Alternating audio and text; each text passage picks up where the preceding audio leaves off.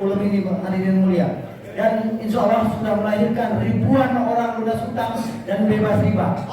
Ribuan orang meraih motor cash, mobil cash, pajero cash lantaran idenya Bapak Haji Suroto Jabir. Sallallahu Masya Allah. Kita akan sama-sama dengarkan ya kisah-kisah beliau, inspirasi beliau dan motivasi dari Bapak yang Haji Suroto. Kepadanya kami silakan. Sallallahu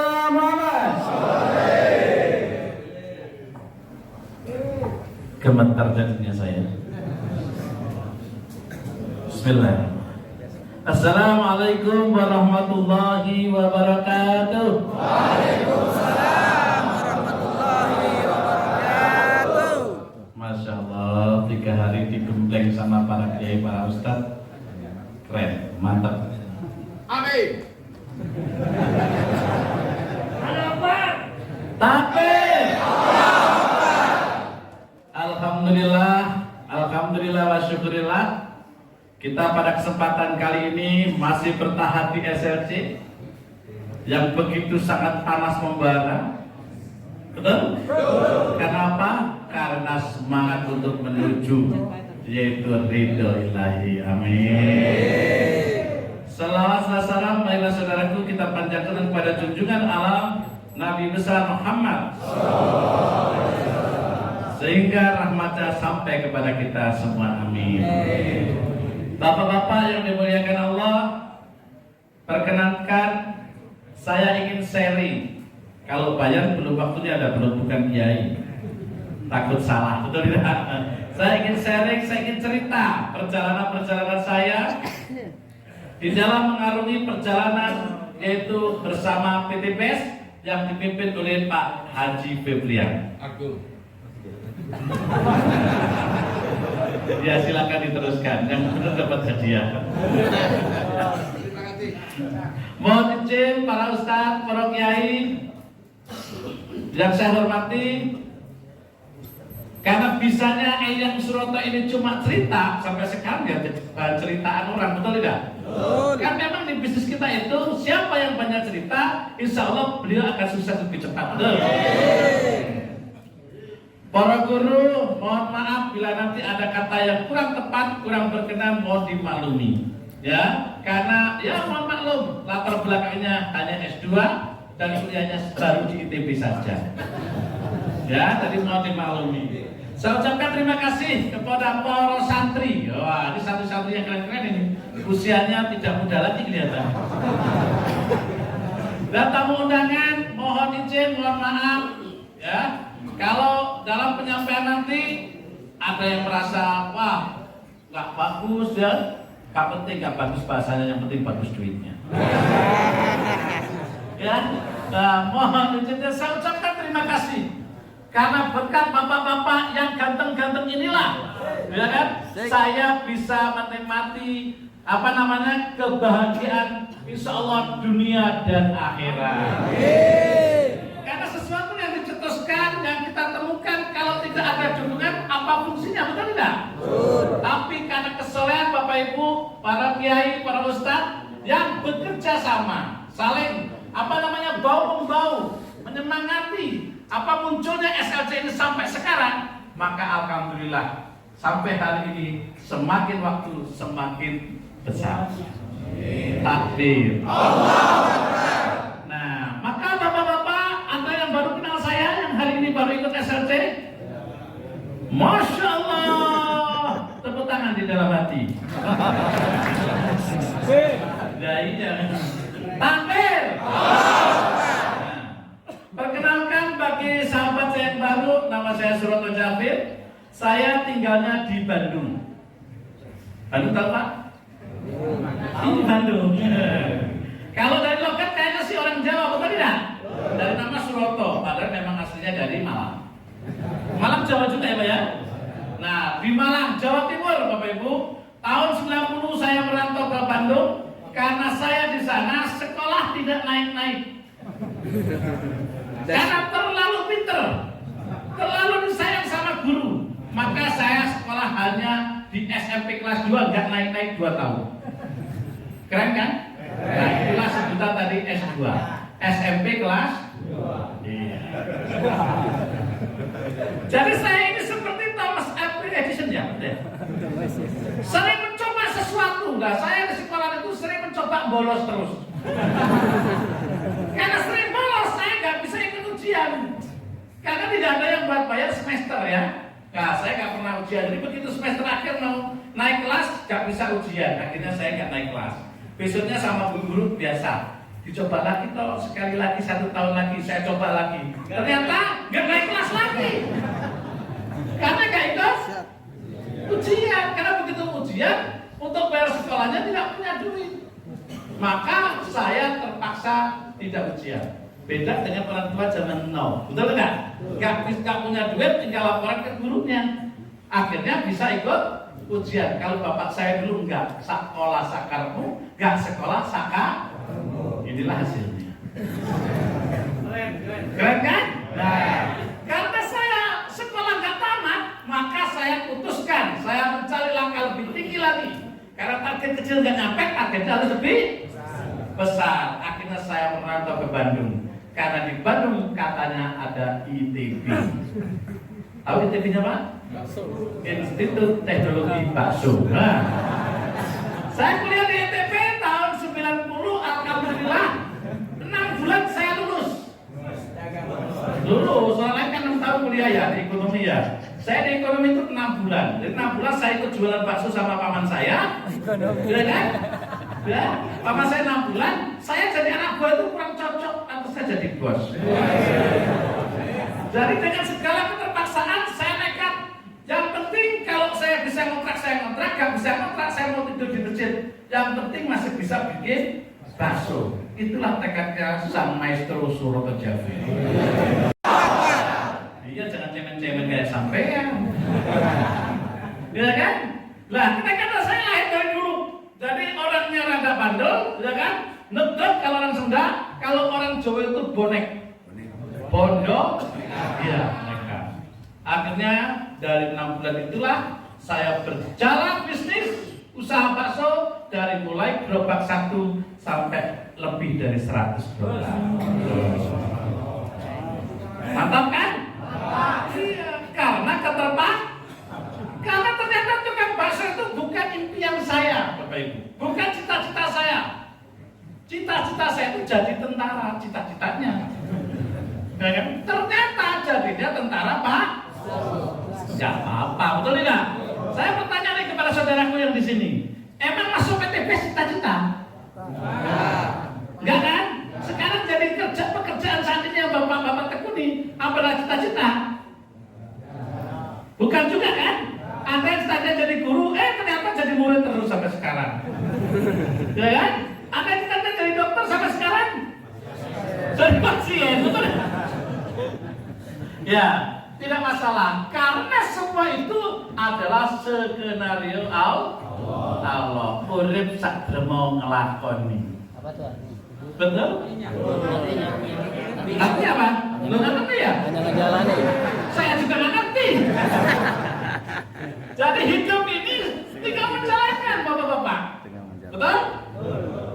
Lah kita nggak usah repot-repot sebenarnya. Karena apa? Semua rezeki, jodoh, dan mati sudah ditentukan semenjak berapa hari Pak pesan? 300 tahun. 400, 300, 400. Kok nawar sih? Ya sudah, pokoknya sudah dipastikan, betul tidak? Jadi artinya apa? Bahwa hidup kita sekedar menjalankan skenario Allah. Sepakat? Maka dari itu Bapak-Bapak sekalian, kita mesti ridho, betul? Kita mesti ikhlas, ya, dan kita mesti pasrah. Oh, tapi Pak, perasaan saya hidup saya itu paling menderita, gitu. Ada yang begitu? Ada Pak? Banyak. Gak usah ngacung. Menderita kok pamer. Menderita kok sombong, betul ya? Gak usah ngacung. Emang cuma Bapak yang menderita. Ini pawangnya menderita ini. Loh, kenapa sempat menderita? Semenjak tahun 94, Bapak-Bapak sekalian, saudaraku tercinta. Tahun 94 saya itu di training sama Departemen Perindustrian. Kuliahnya di mana? ITB. Sama Universitas Pajajaran. Pajajaran, terus sama IKIP, sama apa waktu itu satu lagi kan? Bank Eksim. Kalau orang-orang zaman dulu nggak tahu ya, di Bandung ada Bank Eksim. Nah sekarang kalau misalnya jadi Mandiri. Nah saya ditanya ceritanya judulnya manajemen sederhana, strata 2, strata 1, 2 dan beberapa training. Tahu nggak ujung-ujungnya diajarin apa? Bukan minjem, utang. Kalau minjem kan nggak pakai bunga. Kalau utang pakai bunga. Haram? Haram belum nggak kenal halal haram, yang penting sikat. Yang halal aja susah, yang haram aja susah, apalagi yang halal. Gitu ya? Betul tidak? Ada lagunya ya? Dulu bangga Pak. Begitu kita sudah bisa meminjam bank makin besar, makin keren. Mana ada sih pengusaha nggak punya utang? Nggak ada ya? Caranya ya? Yang punya utang? Ini contohnya. Dari tahun 94 sampai tahun 2017, Bapak-bapak, saya tidak pernah terlepas dari hutang sehari saja. Belum pernah. Innalillahi wa inna ilaihi raji'un. Ya? Jadi kalau teman-teman nanti ceritanya sama dengan saya, tidak pernah terlepas dari hutang, harus segera tobat. Ya? Sehari pun tidak pernah lepas dari hutang. Tahun 94 sampai tahun 2017. Berapa tahun itu Pak? Pintar kamu, cerdas ya. Benar itu berapa itu? Usianya berapa Mas? Pesertanya masih encer. Coba yang sudah di atas 61 tahun, wah pikirnya lama, sampai salah juga. Iya kan? Nah, luar biasa, Masya Allah. Udah jadi PTP sudah, join? Sudah? Anak sinten ini? Hah? Anak wong. Anak wong. Ya, saudaraku, nah itulah perjalanan saya. Jadi saya terlilit hutang itu dari tahun 1994 sampai tahun 2017. Pertama kecil, dari mulai 7 juta sampai kurang lebih sekitar sisanya itu 2 miliar. Jadi saya masuk PT PES itu Bapak-bapak, saya masih punya sisa hutang 2 miliar. Sekarang mah kecil 2 miliar. Kan sekarang, ya kan? Tapi dulu 2 miliar, wow! Kayak di titik gunung segede apa? Gunung Uhud kali ya. Setiap hari, apa tahu nggak orang yang punya hutang itu apa ininya? Penderitaannya. Kalau malam susah tidur, kalau siang hina. Kenapa? Debt collector yang datang itu sehari 3 kali kayak minum obat. Iya. Pagi dari leasing ini, siang dari bank, sore dari leasing ini. Tapi ya saya bersyukur, itulah nikmatnya menjadi orang penting. Betul nggak Pak? Kapan kita dicari-cari orang kalau tidak punya hutang, betul? Ayo, siapa yang tanya macet? Pasti dicari sama debt collector, betul? Nah gampang, kalau Bapak pengen jadi orang penting, hutang terus macet ya, pasti dicari kan? Kolektor. Nah saya ini pernah ribut Bapak-bapak, pernah ribut sama debt collector. Saya bilang, kamu ini loh ngapain nyari-nyari saya, nggak bosan gitu? Aku aja ditagih bosan. Ya kan? Kata beliau begini, Pak Suroto, saya tuh sebetulnya nggak ingin datang ke sini. Karena apa saya datang ke sini? Karena saya diundang oleh Pak Suroto. Lah kok pikiran kok gendeng tak? Masa saya undang debt collector? Loh, Bapak tidak sadar? Kenapa Bapak utangnya macet? Kalau Bapak macet 3 bulan dan ke 4 bulan, saya pasti datang. Saya undangnya itu nggak pakai kata-kata, hanya pakai isyarat. Keren nggak? Utangnya macet, debt collector. Wah mantap itu debt collector ya. Saya tidak undang secara lisan aja, dia tanpa diundang datang. Itulah tamu tak diundang ya. Membikin kita pusing. Maka dari itu, saudaraku, tahun 2017 saya ketemu seorang sahabat. Memang beliau ini luar biasa, agamanya bagus, ya kan? Beliau mengatakan, Mas, kalau pengen selamat, tolong berhenti riba. Aku bilang, berhenti riba, utangku masih 2 miliar dulu. Saya ini untuk bisa hidup, saya tutup lubang kali lubang. Kalau saya suruh berhenti sekarang, bagaimana saya membayar hutang itu? Beliau bertanya, emang kalau berhenti tidak pakai riba, hutangnya nggak kebayar? Ya, selama ini saya pakai cara begitu, betul tidak? Ya, kata beliau, Mas, tahu tidak? Kalau orang punya hutang riba, itu sama dengan menantang Allah dan Rasulnya. Kata beliau ya Pak ya. Saya temannya walaupun saya geng begini, teman saya banyak kiai. Takbir. Ya karena dia orang soleh, saya manut. Saya bilang, kira-kira kalau nantang Allah dan Rasulnya menang nggak menurut sampean? Ya pasti kalah, betul tidak? Nah ya, kalau kalah kenapa nggak manut? Sudah manut aja aturan Allah, kata beliau. Ya tapi gimana mau manut, saya itu caranya baru ketemu itu. Mulai hari ini, sok silakan hayati apa yang saya katakan dan dia dimulai. Saya pulang dari teman saya itu, Bapak saya sampaikan ke istri saya, Ma, saya sama Pak Firman, saya disuruh berhenti utang bank riba. Menurut Mama gimana? Loh, itu bagus Pak. Bagus dengkulmu, aku bilang gitu. Loh, saya pusing nanti kalau nggak kerja dari lupa tutup Bapak bagaimana? Lah demi kebaikan kita mesti takut. Sama ikhlas itu. Terus kalau nanti masih rumahnya disita, biarin mending gak punya rumah daripada tinggal rumah utangan. Istri saya luar biasa ya Pak ya. Punya istri soleh kaki itu seneng saya. Makanya sampai sekarang saya awet-awet. Kalau istri saya kalau gak diawet-awet nanti gimana? Iya, mending kalau ada serep. Satu-satunya yang saya paling cintai. Berarti ada yang tidak kurang dicintai, yang kurang dicintai tinggal downgrade gitu kan? Nah seperti itu. Takbir. Nah, dari situ bapak-bapak saya Bismillah mengawali niat berhenti dengan hutang apalagi riba. Masya Allah, ujiannya muncul Pak.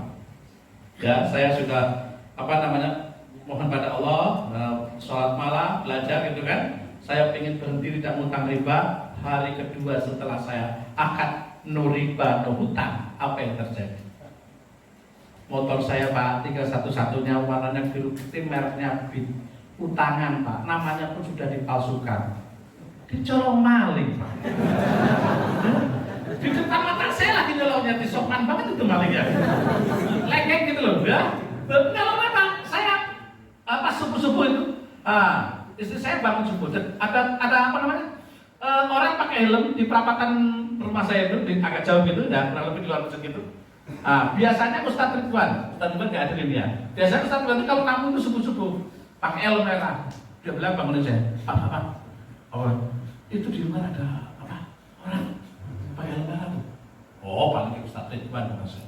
Bukan, itu di bawah ada di garasi. Pak, aku bilang gitu. Yang satu ada di garasi. Makanya saya bilang, makanya tahu ya. Masa saya naik ke jendela dan jaket lantai 2 lihat ini. Bener Pak, ada orang lagi keluarin motor saya seperti tamu saya gitu. Pak, betul, terus dimadepin ke jalan. Dia sambil ini. Saya wah, kurang ajar maling ini betul dah. Tenang. Saya keluar dari rumah itu. Langsung mau ke bawah, udah takutnya keburu. Saya langsung masuk ke depan. Saya lihat potnya itu biasanya ada bunga-bunga itu ada potnya gitu Pak ya, ada tanahnya. Mau tak lempar pakai pot biar kaget kabur gitu kan. Ternyata tahu nggak bapak-bapak, potnya kosong. Tanahnya sudah dibagi sama istri saya sehari yang lalu, ya kan? Begitu melihat pot, kosong kan? Memang untungnya maling itu ya. Nah, singkat cerita, temannya ngasih kode ke atas. Ada orangnya mungkin begitu kalau pakai bahasa. Nah, dia lihat saya begini, motornya di starter, ceklik, nyala Pak. Saya langsung bengong, dadah. Nah, saya langsung, waduh, ini kalau nggak teriak maling, saya gimana Pak? Saya langsung teriak maling, subuh-subuh, wah, bikin geger masyarakat. Nah, singkat cerita, hilanglah motor saya. Tetapi bapak-bapak yang dimuliakan Allah, saya tuh merasa ada suatu ketenangan gitu loh. Motor dicolong maling biarin motor riba, itu otak saya pertama. Memang mau saya lepas, mau saya buang gitu kan. Sudah tawarin orang lain 2 juta, gak laku itu bapak. Ya kan dicolong maling gitu. Nah, saya positive thinking. Apa namanya? Kusnudon ya. Berbaik sangka kepada Allah. Mungkin ini pertolongan Allah setelah saya sholat kemarin 2 hari berturut-turut ini ya. Dicolong maling, dapat apa? Asuransi, betul enggak? Yang pertama itu yang saya pikirkan. Kayaknya ini pertolongan Allah yang pertama. Wah, singkat cerita, kan saya belum sholat subuh kan, istri saya bingung, Pak, gimana ini? Nanti kalau jadi masalah, sudah pasrah aja sama Allah, tenang aja. Kalau di penjara, ya kalau di penjara gara-gara motor ini ya biar. Kalau di penjara karena Allah tetap indah, betul tidak? Iya kan? Seperti siapa itu? Habib Bahar itu kan? Tapi kalau saya kan bukan Habib Bahar, di penjara nangis kali ya. Singkat cerita, saya langsung komunikasi sama leasing, ya kan? Saya langsung laporan ke leasing. Di leasing begitu lihat di BAP kan, gitu kan? Lihat KTP, loh Pak, KTP sama STNK kok beda? Aku bilang, jujur-jujuran saja. Dulu saya mau kredit, karena masa udah blacklist di bank apa ya? Nah, saya ngasih KTP sama fotokopi kakak, tahu-tahu sudah dapat motor namanya begitu. Jadi nama saya itu jadi Muhammad Suroto Jafir Kasman, keren kan? Ya, jadi panjang namanya pakai Muhammad, tapi ngutang nggak dibayar. Ya kan? Lah, singkat cerita begitu. Nah, beres dia bilang, ini bahaya buat Bapak loh. Saya sudah ikhlas. Pokoknya saya mau berbuat sebaik-baiknya sebenar-benarnya. Nah, singkat cerita saya suruh laporan ke polisi saya. Di polisi sama, Pak, namanya beda, bahaya buat Bapak. Saya bilang, Pak polisi, saya sudah ikhlas. Pokoknya saya menerima apa yang diskenarikan Allah. Saya terima apapun resikonya, saya siap. Dan luar biasa Bapak-bapak yang dimuliakan Allah. Baru kurang lebih sekitar 2 minggu saya dapat telepon. Pak, ini motornya sudah selesai. Bapak dapat pengembalian uang kurang lebih hampir 3.900.000 sekian lah, hampir 4 juta. Kapan mau diambil Pak Suroto? Gitu kan? Oh, namanya dapat uang ya. Dijual 2 juta tadi kalah ya Pak ya? Ya kan? Dapat hampir 4 juta sekarang. Ya. Jadi jangan takut kan? Maksudnya apa yang saya sampaikan, Bapak-bapak yang dimuliakan Allah? Karena, ya kan? Kalau kita sudah menuju ke suatu kebenaran, suatu kebaikan, Allah akan tolong, betul tidak? Allah akan berikan jalan kepada kita dari arah yang tidak disangka-sangka. Saya lagi pusing itu punya duit, kan punya duit. Motor dicolok, secara syariat jelek, betul tidak? Tapi secara hakikat bagus. Kenapa? Gara-gara motor saya dicolok maling, saya punya uang 4 juta, kan gitu. Betul tidak? Paham maksud saya? Jadi terima saja sekarang. Jadi jangan merasa paling menderita. Tapi kalau bapak-bapak ikhlas menerima hal yang lagi dikucikan sama kita, insya Allah Allah akan memberikan jalan dari arah yang tidak disangka-sangka. Takbir. Itulah kisahnya saya sampai SRC ini semangat kenapa? Nah setelah itu, setelah motor ya Pak ya? Dapat 4 juta kan? Saya bisa beli motor Honda Supra X tahun 2002. Punya motor lagi kan? Utang tidak? Enggak, cash kan sisa uangnya, betul? Iya. Daripada naik motor bagus tapi utangan, betul? Kan kalau jatuh tempo itu kan deg-degan. Ada 2 jatuh tempo yang deg-degan. Yang pertama jatuh cinta sama jatuh tempo, betul tidak? Sama-sama deg-degan. Bapak pilih yang mana? Masih mau? Masih mau Pak? Masih mau? Hah? Oh udah ya? Udah lama-lama. Bonus aja harus berpasangan. Masa duda? Kok dicariin? Nah harusnya kemarin saya lagi ke Ahwat, Bapak pesen 1 janda. Saya janda heran. Ya siap, bulan depan ada lagi saya kasih ya Pak ya. Tenang, saya stok banyak. Sampai di mana tadi saya lupa tadi?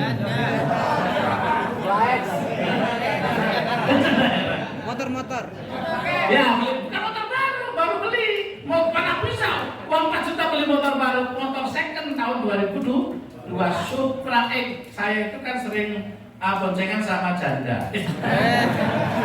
Wanita simpanan, ya maksudnya tinggal di rumah saya selama 5 tahun, berarti kan disimpan gitu kan? Gak diapa-apain, dia aja tinggal di situ gitu. Nah kalau saya boncengan sama perempuan ini, dia bilang, Pak, motornya kok geliat. Kenapa gitu? Gemetar. Aku bilang, jangan macam-macam. Saya punya istri loh, aku bilang. Emang kenapa kalau Bapak punya istri? Lah kok ngomong gemetar motor saya? Ya saya geli, ini motornya getar terus. Ternyata rantainya kendor, Pak. Ya, saya dia janda, saya punya istri. Dibocek ngomong getar-getar kan saya jadi traveling. Ya beliau usianya baru waktu saya sering bonceng itu umur 16 tahun lah. Terbalik. Ya 61, jadi kan aman, betul tidak? Walaupun sendirian juga aman kalau yang usia segitu Pak ya. Tapi kalau 16 tahun ya tungguin dulu sampai dewasa kan itu. Nah seperti itu. Nah sampai di mana lupa jadinya?